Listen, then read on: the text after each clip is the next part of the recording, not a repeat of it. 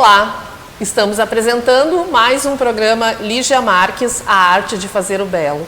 Este programa é exibido na TV Santa Maria, canal 19 da NET, e você pode assistir todos os sábados, às 20 horas, temos um programa inédito. Este programa é uma realização do Ateliê de Arte e Arquitetura Lígia Marques. Hoje estamos gravando no estúdio, você pode ver, né? Estamos seguindo as normas, as regras da pandemia. Hoje nós estamos recebendo no programa um artista visual e designer. Vamos conversar com Roberto Gerhardt. Bem-vindo ao programa, Roberto. Obrigado. Eu que agradeço esse convite. O Roberto, então, ele tem um currículo que no decorrer da nossa conversa tu vai falando, né, sobre a tua formação. Antes de tu falar como é que tu percorreu essa jornada da tua formação em artista visual e em design, conta para nós essa questão na infância, na adolescência, se tu já recebeu algumas pistas assim de que tu teria essa caminhada. É interessante porque é chavão, mas desde sempre gostei muito de desenhar, riscar, pintar. E gostava muito quando chovia durante a semana, à tarde, ou enfim, que aí eu não saía de casa com os amigos e ficava em casa desenhando, né? Aquilo para mim era um extremo prazer.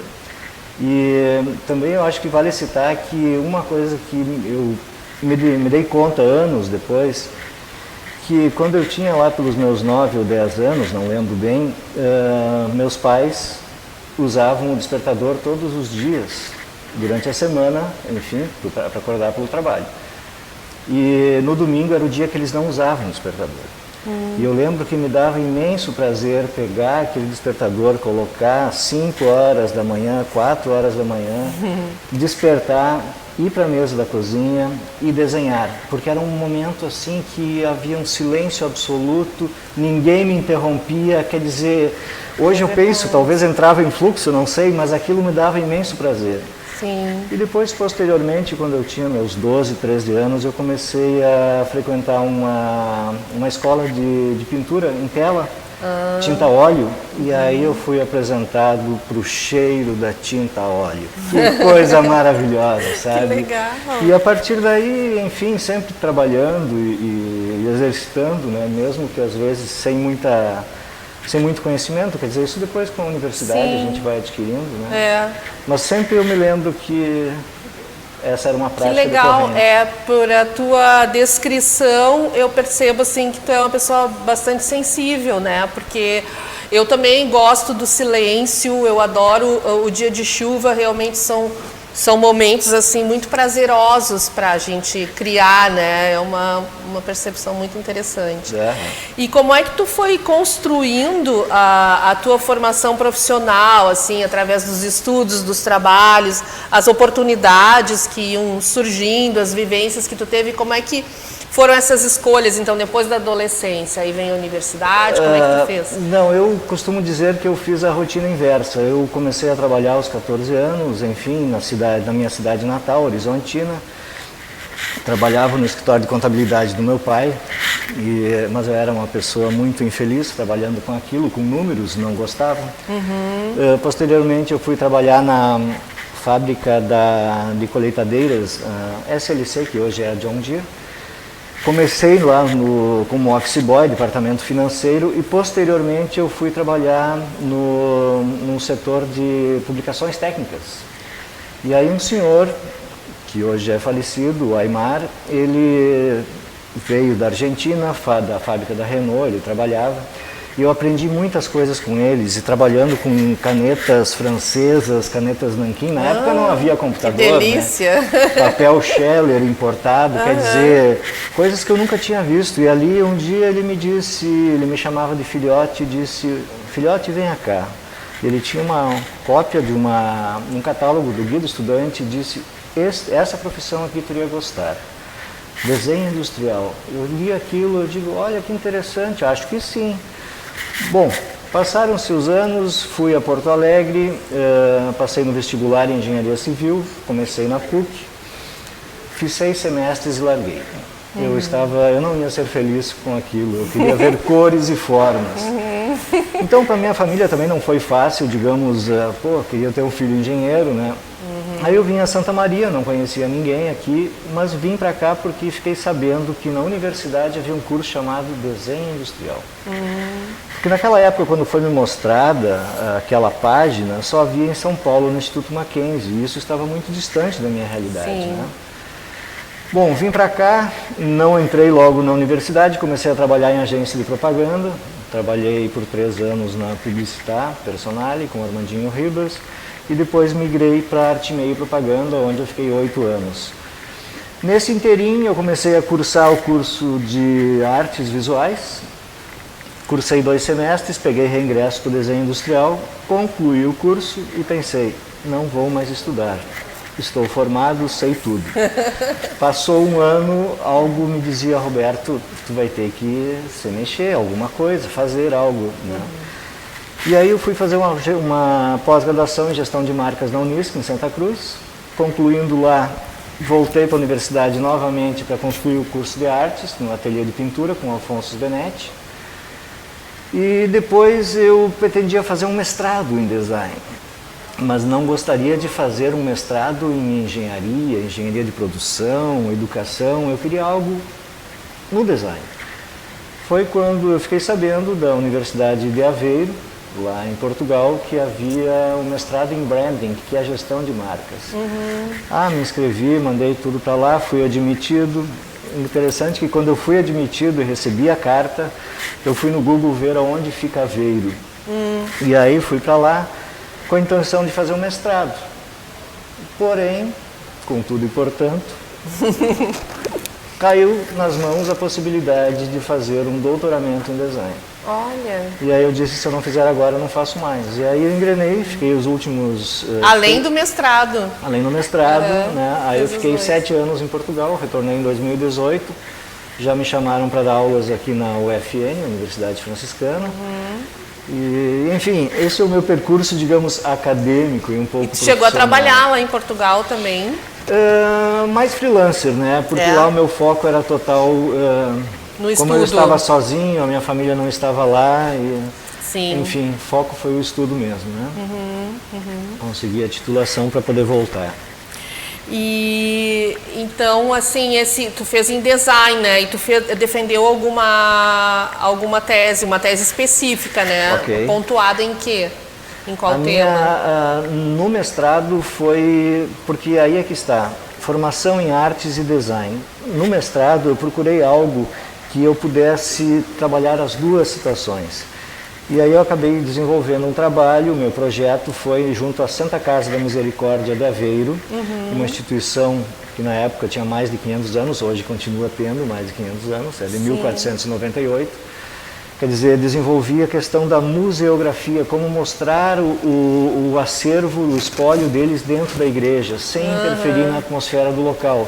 Claro que aí acabou passando por situações de criar uma identidade, quer dizer, mais contemporânea. Isso no mestrado. No doutoramento, como eu sempre trabalhei com a questão de imagem corporativa, identidade visual, eu pensei, agora eu vou para um outro caminho que eu não sei tanto ainda, vamos aproveitar. E aí que eu fui em busca da ontologia do design, ou seja, qual é o cerne da questão do design. E aí eu fui para tentar colocar isso e consegui na minha tese, cybermuseografar a ontologia do design. Ou seja, mostrar o que é ser design, mas em contexto digital, né? Por isso a questão do cyber, né? Saiu dos museus físicos e foi para um museu então, digital. Então, me explica um pouco melhor o que é essa ontologia, porque eu sei o que é ontologia no campo da filosofia, mas como assim a ontologia seria a raiz do design? Exatamente, é isso, a ontologia, qual é o gen, qual é a origem do design? A origem do design. Quando eu estava por cá, sempre me batia uma coisa, afinal o que é design? Porque você lia tantos autores, e foi interessante que para minha tese eu pude buscar fiz uma varredura, obviamente se fosse todo o período histórico, muito tempo, quer dizer, demanda muito trabalho e até porque tinha outras situações, mas eu peguei os últimos 25 anos desde o surgimento da internet. E peguei esses 25 anos, 20 definições de autores e instituições distintas. E aí eu pude ver que não existem limites precisos. Como na arte. Sim. Nós não temos um limite, uma definição, isto é arte. Não, Sim. a arte varia, quer dizer, é uma questão, varia de pessoa para pessoa. Sim. Né? Embora que nós tenhamos as regras estéticas, né, Óbvio, as regras óbvio, clássicas, óbvio, né, não. que começa já a colocar dentro de um parâmetro, né, Exato, digamos exato, assim. exato. Mas tu não pode induzir, né, a arte nem o design, né, senão tu não tá promovendo a criatividade, no caso. E os dois, e aí é que eu digo, eu acho interessante, Lígia, porque eu brinco dizendo que na arte eu afio o machado para o design. Porque ali você trabalha com cores, com formas, sem ter que depender de um programa, porque no design você trabalha atendendo a uma solicitação, um pedido do cliente. Sim. E na arte não.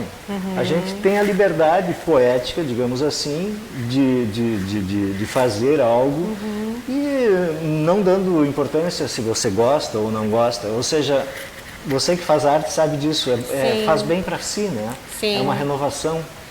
Sim, e como é que tu diria assim, bom, no próximo bloco nós vamos entrar em outras questões, como é que tu diria assim, para criar o design, porque eu te ouvindo falar, me pareceu assim que na arte nós somos muito livres e podemos inclusive trabalhar com as mãos, mas depois eu fiquei pensando no design, o design não usa somente os programas para criar um objeto, ele também pode partir de um croquis, como o arquiteto também pode partir de um croquis, né? Que é prazeroso também, quando tu cria, vem uma imagem, tu coloca no papel. Na verdade, o design, já entrando num conceito de design, na minha opinião, design nada mais é do que método e processo. Ou seja, é a construção de um artificial.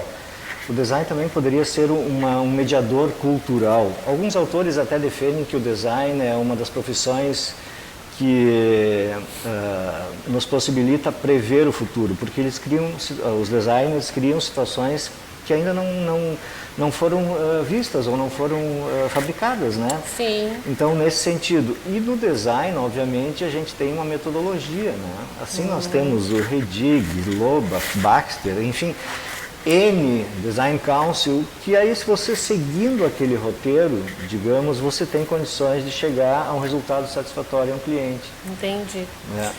Roberto, nós vamos para um rápido intervalo e voltamos logo conversando então mais um pouco sobre essa questão conceitual do que é o design. Eu estou achando bárbaro isso, para ficar bem claro para nós, porque muitas pessoas empregam mal, né, esse termo.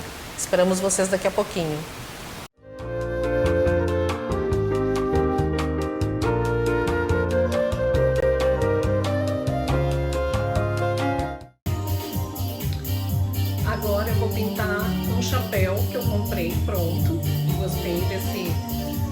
Listrado azul marinho com branco. A gente sempre pega um palitinho novo, né? Eu pinto com palitos de madeira ou galhos também de madeira. Mexe bastante a lata, né, da tinta para misturar bem a tinta. Eu vou usar o azul marinho porque poderia usar outras cores, né? Mas eu acho que fica mais elegante na combinação com o marinho. O branco também apareceria bem. Então eu pego essa tinta vinílica e vou fazendo desenhos que eu gosto.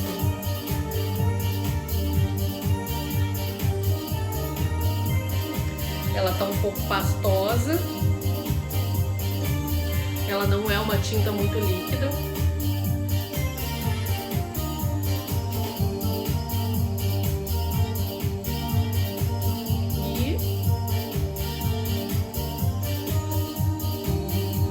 Fazendo os desenhos, ou principalmente assim pensando nas coisas que eu gosto, né? Pássaros, a natureza, as flores. Eu desenhei algumas flores aqui e alguns pássaros. E tá pronto o meu chapéu. Agora eu deixo secar. Como ela é uma tinta um pouco grossa, ela não vai escorrer. Deixo secar para poder usar.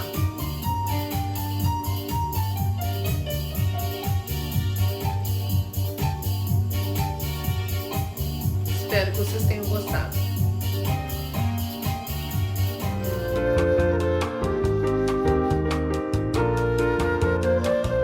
Voltamos a apresentar o programa Lígia Marques, A Arte de Fazer o Belo. Continuamos então nossa conversa deliciosa com o artista visual e designer Roberto Gerhardt. Roberto, estou achando muito interessante as tuas colocações em relação ao conceito de design, porque é uma questão que realmente às vezes acho que usam o termo errado e às vezes não conseguem nem traduzir para o português, né? Desígnio. Já fiz muitas pesquisas sobre isso e não existe uma tradução, e aí me parece assim que tudo é design, né? Então, ou designer, né? Explica um pouco para nós, tu é professor da Universidade Franciscana no curso de design, é isso? Exato. Como é que tu explica para os teus alunos isso? Bom, o design, e quem faz design é o designer, né? Essa questão, e como tu falaste bem, nós não temos uma tradução literal para a palavra design. O espanhol, enfim, tem a palavra diseño para aquela questão de projetar. E o dibuixo, o ato de riscar. É uma língua que tem duas palavras que definem. O termo usado aqui no Brasil, desenho industrial, né? Só que, enfim, fica um pouco fora, remete só à questão de ser uma questão voltada à indústria, né? Claro que você cria um produto para ser fabricado em escala industrial, né? Depois tem outros que defendem design, artesanato, quer dizer, artes, artesanato já tem outra divisão também, né? É verdade. Mas eu costumo dizer para meus alunos, e isso foi uma bagagem que eu trouxe de lá, em Portugal, o design ele prescinde de três agentes na sua ontologia, no seu ser, no seu cerne, que é o autor, uma técnica e um programa, certo? O Bonciep, um outro autor, fala em um corpo, uma ferramenta e uma tarefa. Essa ferramenta pode ser comunicacional ou instrumental, ou seja, design de produto e design de comunicação, né? Outros autores falam em desejo, desenho e desígnio. Assim, e aí que se estabelece um link muito interessante com a arquitetura, que são disciplinas irmãs, arquitetura e design. Porque no século I a.C., enfim, viveu Vitrúvio, já deve ter visto O Homem de Vitrúvio, do Leonardo da Vinci, né, que é muito conhecido. E aparece no circo. Exato. Esse Vitrúvio, ele definiu venustas, firmitas e utilitas, que vem a ser a mesma questão. Então, veja bem, isso já vinha sendo, ao longo do tempo, já uma prática, né? Sim. E aqui vale a pena referir também a questão do... Se você tiver só o autor e a técnica, você tem a arte. Se você tem a técnica e o programa, você tem a engenharia, as ciências ditas duras, a medicina, ou seja, 1 mais 1 é 2. Se eu coletar o teu sangue e tiver X, Y, Z, vai te dar um resultado. Se eu tiver o programa e a autoria, eu tenho a gestão. Então, esse conjunto desses três agentes formam o design. Quanto mais equilátero estiver este triângulo, né, melhor será o design. Olha que bacana, adorei essa explicação. E eu estava há muito tempo querendo fazer um programa sobre o design, né, escolher a pessoa certa, um professor, né, para nos explicar. Porque assim, quando tu explicou em espanhol, por exemplo, dibujo e desenho, se tu passa para o português, desenho para nós é desenho e o dibujo, entende? Para nós é uma coisa só. Sempre houve essa discussão em português, tem a questão né? do riscar e do pensar, né? Do São riscar dois, e do pensar. Com certeza devem haver outras terminologias em outras línguas, né? Mas o design se tornou universal e hoje as pessoas dizem, e não me interpretem mal meus amigos publicitários e nem nada, mas a palavra design, ela sofreu, digamos, um certo desgaste no sentido de que esse carro tem design, essa roupa tem design, isso tem design, isso tem... tudo tem design. Pode ser um bom design ou um mau design, mas houve um pensamento por trás. Então o design ele não é somente ligado à parte estética, parte ergonômica, funcional, quer dizer, é um leque de situações. Quase tudo tem design, ou tudo, digamos, exato. né? O que tem pode design. haver é um bom design e um mau design. Por quê? Né? Porque houve um pensamento, houve um projeto para ir para a indústria, né, para ser confeccionado. Então, houve um pensar antes, exato. que houve um plano que leva à execução. Né? Porque em arquitetura também se fala, tem o croquis, não sei se seria o dibujo, sim, né? Exato. E depois o desenho e o projeto. Então, às vezes, algumas pessoas se referem ao projeto como um desenho. O arquiteto às vezes até fica brabo, né? Mas isso não é só um desenho. Mas isso é né? É um projeto. Existem, né? Um lançar de uma ideia o projeto, né? Eu não culpo as pessoas porque são terminologias, digamos. É a mesma situação, Lívia. Técnicas, às vezes, que não são conhecidas. Uma grande maioria das pessoas falam palavra logomarca. Essa palavra não existe no dicionário. Ela é uma palavra que foi criada por publicitários ou marqueteiros, enfim, pessoal do marketing. Na verdade, é um logotipo quando é formado só com letras, tipo a marca da Sony, né? Ou uma marca, quando tem um lettering e um símbolo, um sinal. Né? Sim. Então, logomarca não existe. Sim. Mas, enfim, isso é uma questão porque acadêmica, se a gente fosse né? entrar no conceito de logo, né? Marca e logo, a gente já iria para um estudo de uma marca, no caso. Isso não é o Roberto quem fala, isso são autores, né, de livros, enfim. Vamos falar um pouco, então, das tuas obras, antes que termine o programa, né? Porque o assunto sobre o conceito de design é muito legal, mas é bom esclarecer. Claro. E aí, como é que, então, tu leva a tua obra como artista, assim? Quais são as tuas inspirações, tuas técnicas, tuas pesquisas e os temas que tu emprega, por onde tu vai, pelo design, pela arte, tu deve usar os dois, né? Eu, na verdade, como eu lhe falei anteriormente, fora do ar, eu gosto muito dessa questão do desenho e da pintura. Se eu estou muito estressado ou com muita carga de trabalho, nada melhor do que você fechar as escotilhas, pega um material de desenho e vai para Vale Vêneto, no sítio do meu amigo Afonso, e vai desenhar. Legal. Sabe, vai lá no meu ateliê também, tá? Aqui você volta renovado, por isso que eu lhe falei, é uma questão psicológica, né? E eu gosto muito de desenhar paisagens. Paisagens, né? Inclusive eu tenho uma série de alguns trabalhos, Memórias do Avô, que foi o primeiro, onde eu coloquei algumas situações que meu avô possivelmente via, porque ele era tropeiro, ele levava gado de Soledade a Horizontina, uma semana no lombo de um cavalo. Olha. E eu, vou fazer um registro. E aí depois disso eu comecei a pegar gosto pela paisagem e comecei mas veja bem, não é retratar a paisagem como ela é. Tem sempre aquela questão como tu vê. Colorista, exato. Mudar as cores, mudar as formas, mudar situações. Às vezes até abstrair não é uma questão um exercício muito fácil, mas ele é muito prazeroso. Gosto muito de vários períodos da arte, obviamente, mas o expressionismo me chama muito a atenção. O Vincent, que é um dos santos da minha devoção também, quer dizer, já é impressionista. Mas não iria rotular a minha obra, né? Na verdade, são situações que vão se construindo. Às vezes um dia você quer pintar mais suave, um dia você carrega mais, mas seria isso em termos, né? Sim, pincel, espátula, tinta óleo, acrílica. Em linho, ou em papel, ou aquarela tu também faz? Aquarela já fiz alguns trabalhos.